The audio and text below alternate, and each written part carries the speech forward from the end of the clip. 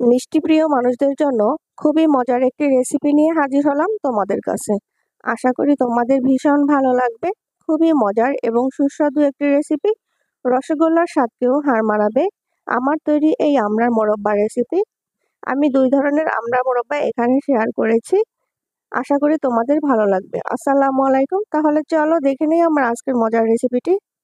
এখানে আমি মাঝারি সাইজের 10 পিস আমড়া নিয়েছি। একটু বড় সাইজের দেখে নিতে হবে, আমড়াগুলো ছোট হলে চলবে না। এই পর্যায়ে আমি পানি দিয়ে ভালো করে ধুয়ে নিব এবং খুব সুন্দরভাবে খোসা ছাড়িয়ে নিব। তো আমি খুব সুন্দরভাবে খোসা ছাড়িয়ে নিয়েছি এবং ভালো করে আবার একটু ধুয়ে নিয়েছি এবং 1 ইঞ্চি পরে আমি কিন্তু এই যে লম্বা শেপে কেটে নিয়েছি। এই পর্যায়ে আমি মূল রেসিপিতে চলে যাচ্ছি।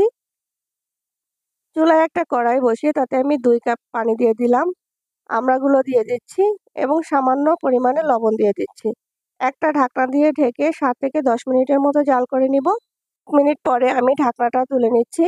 এরপর যে আমড়াগুলো কিন্তু হাফ বয়েল হয়ে গিয়েছে এবং এর ভিতরের যে টক ভাবটা থাকে সেটা কিন্তু চলে গিয়েছে। বাকি পানিগুলো আমি ফেলে দিব। খুব সুন্দরভাবে কিন্তু সিদ্ধ হয়েছে। এখন আমি চুলায় আবার কড়াই বসিয়ে তাতে আমি 2 কাপ পানি দিয়ে দিলাম। সামান্য কিছু গরম মশলা নিয়েছি, কিছু তেজপাতা, এলাচ এবং 2 টুকরো দারুচিনি নিয়েছি, দিয়ে দিচ্ছি। এখানে আমি 1 কাপ চিনি ব্যবহার করেছি এবং 2 কাপের মতো নারকেল বাটা ব্যবহার করছি।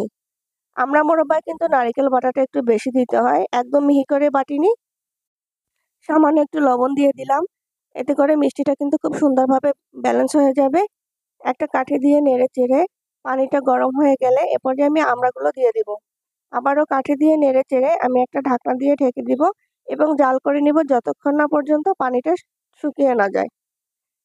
আমি 15 মিনিট পরে ঢাকনাটা তুলে নিচ্ছি এবং খুব সুন্দরভাবে কিন্তু পানিটা শুকিয়ে গিয়েছে।